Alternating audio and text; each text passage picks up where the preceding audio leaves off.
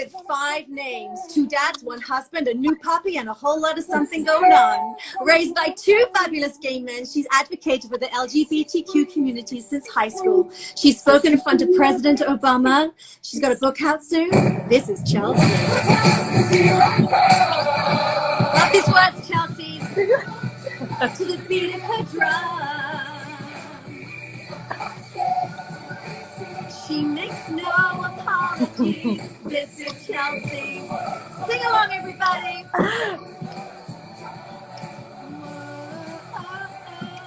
This is so your theme tune. Chelsea, Austin, Montgomery, Duban, Wächter.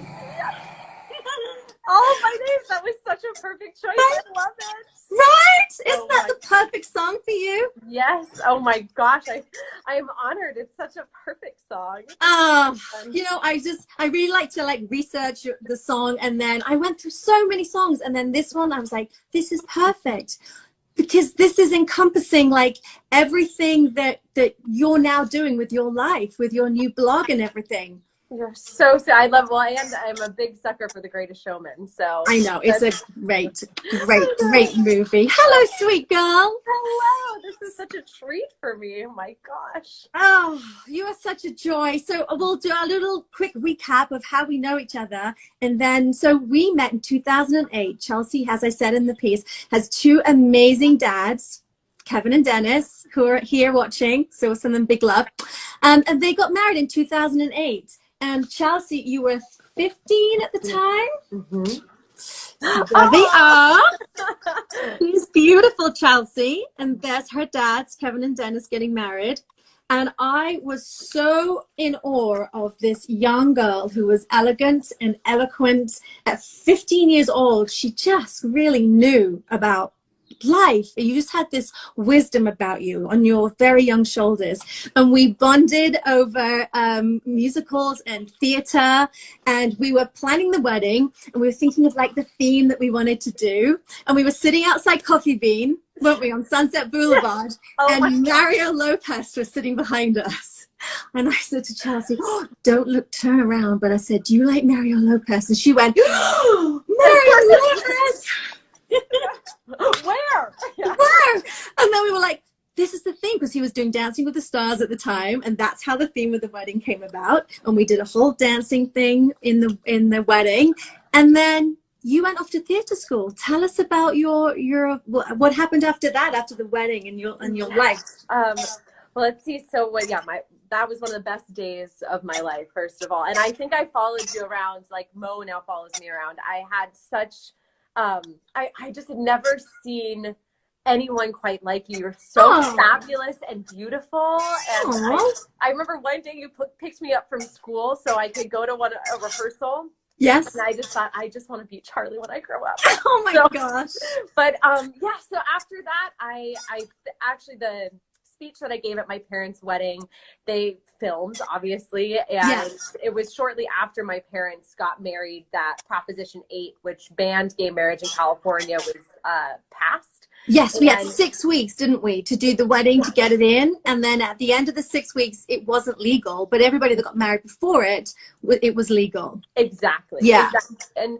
And my family was always very much a family that led by example. We weren't people that got out and waved our rainbow flags. We just kind of were quietly leading, I guess you could say. And when Proposition 8 passed and banned gay marriage and it made no longer legal in California, my 15-year-old little heart just completely split in two. I just had never, I don't know why it affected me so deeply, but for me, it was like my parents had worked so hard to create this amazing life together, and I didn't understand why this was happening. And so I decided that living by example was no longer sufficient. And that's when I put the speech for my parents' wedding on YouTube. And which is on my Facebook right now, everybody. So when you go to my Facebook, you'll see I put the YouTube link on it. Yeah, carry on. Yes, no, perfect. And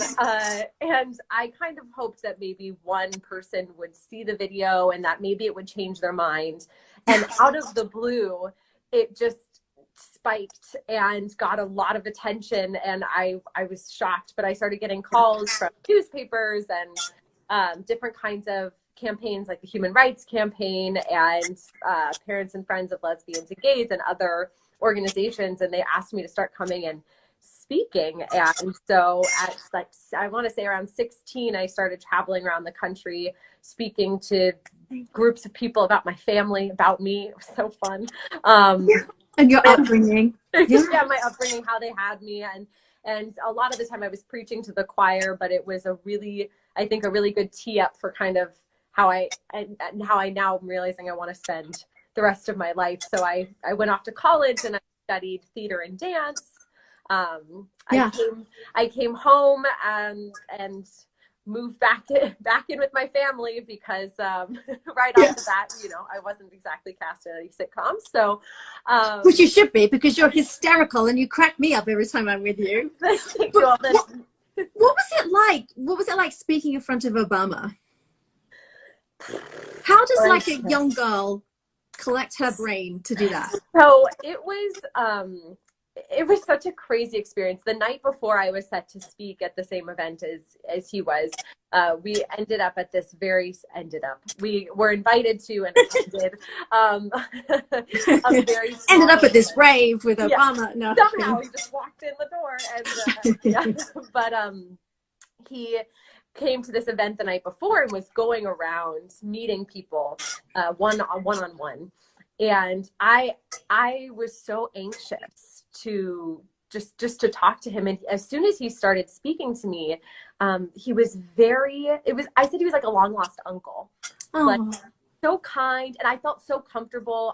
I forgot that you're not supposed to like put your hands on the president. And I just like grabbed his arm and was like, oh, this is so sweet. And it's not Chelsea. And he's like, can I hug you? And he said, I said, oh, I'm very nervous. I have to speak at the same event as you tomorrow. And he said, oh, well, don't worry. I'll just warm up the crowd for you. Oh, and it was like, and just then I went, oh my God, he was so human, which is, I so admired about him. He was so very human. And, and then the amazing thing that I so respect about him, was the next night, right before I was about to walk on stage to speak. And we were standing backstage and in came this crowd, or like a big mass of Secret Service. Yeah. And, there are people with what looked like machine guns at every entrance stage. I'm sure they weren't, but my limited knowledge of artillery, they looked like machine guns. Probably was. And in came this mass of people. And all of a sudden, out of nowhere, the crowd just kind of parted. And out comes Mr. President Barack Obama, and we're kind of all looking at each other, going, "Who's he going to talk to? Who's he going to talk to?" And then he walked up to me, and I think my jaw actually hit the floor, and I may have peed a little bit. I'm not, but he walked up to me and said, "Hi. Chelsea, it's so good to see you. I'm so proud of all the work you're doing." And I don't care if anyone had to give him my name. I bet he remembered. I bet you he did. I'd like to think that he really did. I would like to think so too. Yeah, but I think he would. And I just started crying, and immediately I just started sobbing, and someone started yelling at me not to mess up my makeup. And yes, so not the lashes. Exactly. So it was very intimidating, but he put me totally at ease, which it is not his job at all to put me at ease, but somehow he's special. My goodness, I kind of want to be his best friend. So and then you went on and you gave your speech. I did. I went on, I gave my speech. I walked out, and I initially said, I think HRC, the Human Rights Campaign, would be the only organization that would ever make me follow the president. So I had to try. My job was to get everybody to sit back down and listen after he exited. And That Yeah, was follow the president. I yeah. mean, well, how fantastic. And that just shows the composure that you had at that age. You really did. It was something that I had never experienced before in someone of your age, to be So that composed and eloquent. And that comes from your dad and your daddy, from your upbringing. that is for sure. I owe them everything. They Oh, are man, they are the two outside of my husband, they are the two best guys I know. They raised me in a way that gave me such confidence. And mm-hmm. that's really what you'll find out, but that's what my book is really about, is that my parents gave me this amazing gift of Yeah. believing that anything is possible and that I could create anything in my life. And because they gave me that confidence, I felt that I wish I could give that same feeling they gave me to other people, because they're such wonderful humans that way, that they really said, you can have whatever you want. You can make anything you want to make of your life. You can do anything. And I think without that kind of confidence at 16, I would not have been speaking in front of 3,000 people. It just wouldn't happen. No, most people would crumble under that. And it is so interesting, because you had an upbringing that, you know, you could have anything that you want. You had like this fairy tale upbringing with your life. Mm-hmm. And most people, you know, wouldn't react the way that you do to things. You are so humble and down to earth. And I think your parents did an amazing job with that with you. But it was interesting. Another reason why I chose that song was because with your blogs, and I've been reading your blogs, The Girl with Five Names, and everybody, you have to, and I'll put all the information up, you have to read her blogs, they're hysterical. But you talk about feeling not worthy to having that upbringing and that lifestyle, which I find fascinating. It was interesting.